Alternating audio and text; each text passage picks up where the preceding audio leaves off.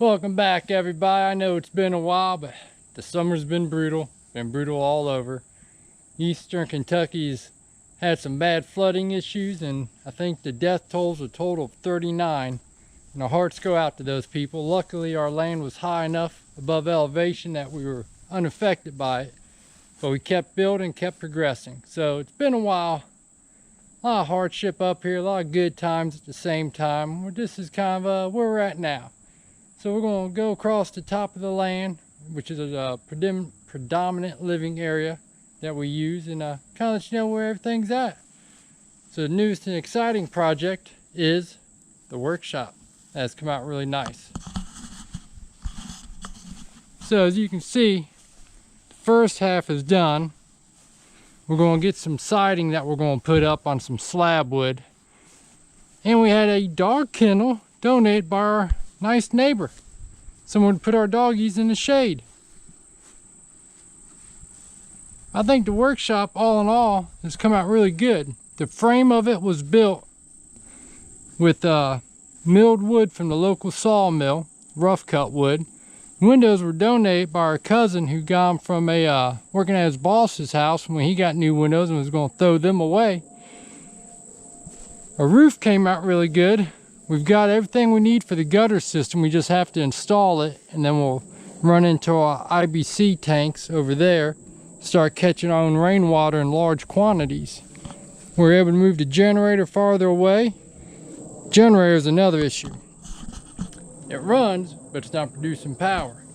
So we did what anybody would do. We researched. It appears to be the automatic voltage regulator, the AVR part, is blown, which is what it's supposed to do to keep the generator from blowing the main parts. So we ordered it, but we gotta wait for it to get delivered to my parents' house and then drive back into town, which is a 2-hour drive, pick it up. That should be tomorrow, so hopefully we'll have AC again, because it has been brutally hot again, 80s and 90s. But back to the workshop. I think it's coming out really good. What the inside looks like. It's a little crowded, but not as crowded as that black trailer was. Why, that thing was a great workshop. We were done with it once we built the first half of the workshop here. So we sold that. With that money, we're buying the rest of the materials we need to finish this workshop, as well as the materials we'll need to build our cabins. Enough room though. So as you can see, the second half, we have just the rough frames. And yes, we are using trees from our land as the post. We have our footers 15 inches into the ground, because 13 inches is the frost line in this area. Then my wife took a C-channel, cut it, bent it, we welded it, bolted it, and we ran our bolts straight through to the other side. So this is as sturdy as you're going to get it. We're buying the rest of the rough cut wood to frame this all in, which will come out nicely. We're going to keep the same height of the roof and extend it all the way over for more surface area to catch. We'll probably be taking the solar panel box, battery banks, and once this is all walled up, start mounting it to the wall and use that box outside somewhere. And what we would like to do is take this big section here and make just a sliding style barn door to open up to. We're leaving it as a dirt floor. This is where we're going to put the ATVs, motorcycles, and stuff like that. My wife designed and built a great big swing door here. Now we got hinged up, and we're thinking about doing a small one here as the main door, because this one will be needed during summertime or when we're pulling something big in there to work on. So that's coming out pretty nice. She also did an amazing job on the beams and posts here. I like how she did this. I thought this came out really nice.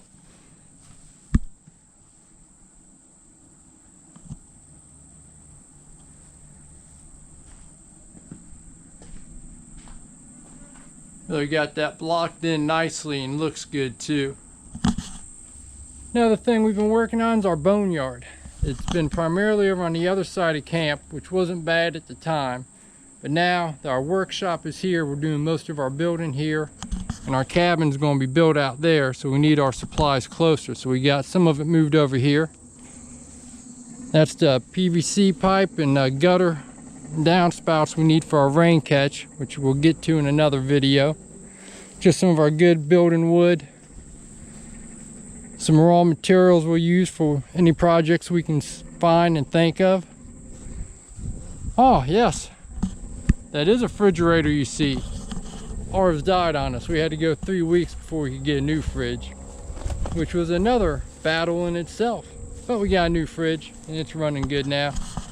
So we're gonna figure out something new with the old fridge. This isn't trash so much as it's half of our aluminum empty cans and half of our plastic bottles. Now we're going to use the aluminum cans to melt down in our forge when we get that set up and running. The plastic bottles, we have a system set up where we'll be able to cut them as they biodegrade. We'll catch the gases from that and be able to use as a type of propane gas, which we're quite excited about. Just another way to be more self-reliant. Our compost box, which there should be a video up right before this one, has turned out really well. Make our own mulch, and it's looking about ready. And yes, you can throw vegetables in there, but they should be cut up first.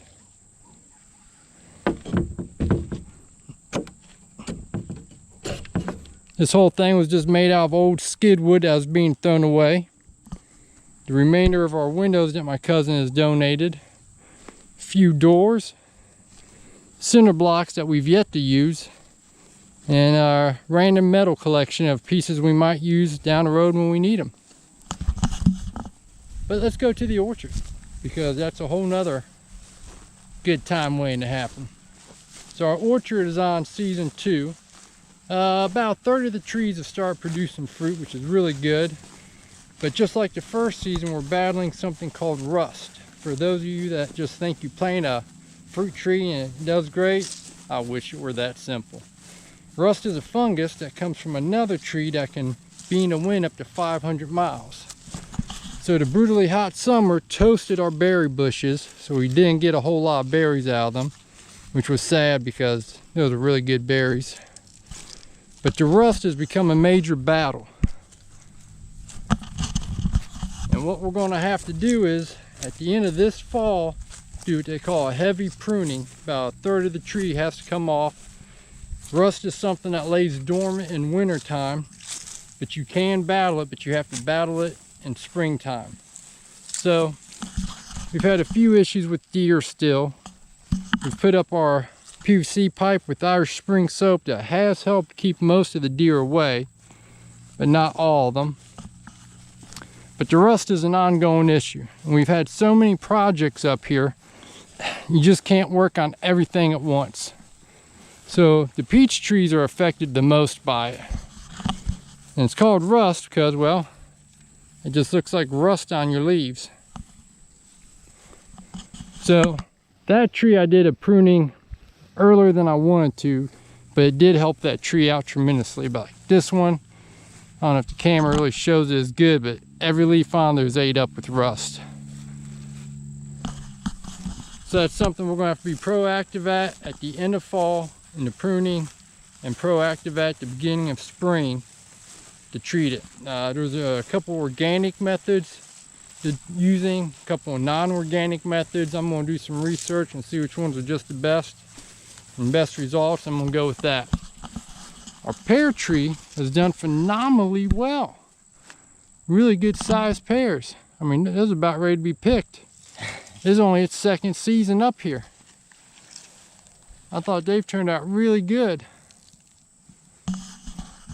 Had a couple peaches, not a whole lot, but probably about 5. But for a second season, that's pretty good. Usually you don't see anything produced till a 3rd season. Our plum trees seem to be resistant to the rust. They're looking good. Nectarines have the rust. And our apple trees don't get the rust, but they get something very similar. It's called,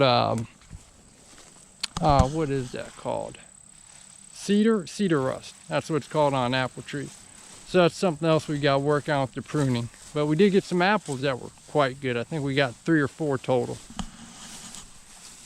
But like I said, everything's a learning process up here. Feels simple and easy. Everybody'd probably do it, but it isn't. So little by little, we learn.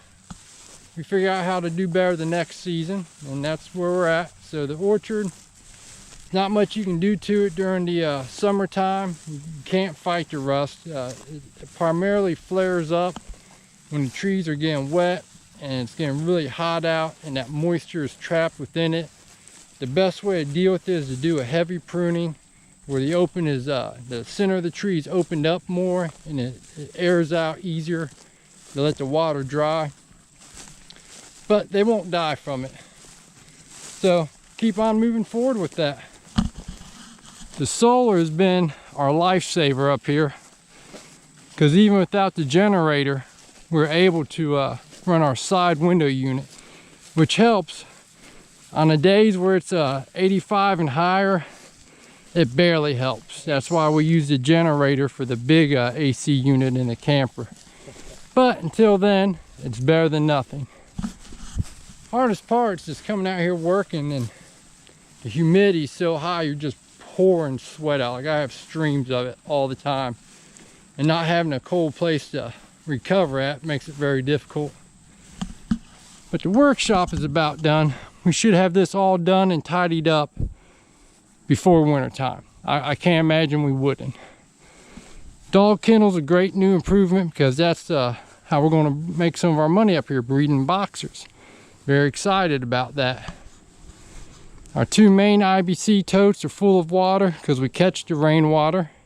Use that for watering our garden, which got devastated by some hornworms.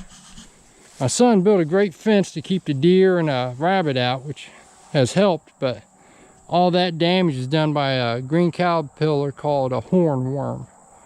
And only 2 of them were in there that did all that damage by the time we caught them. Here's a size comparison to Sloss.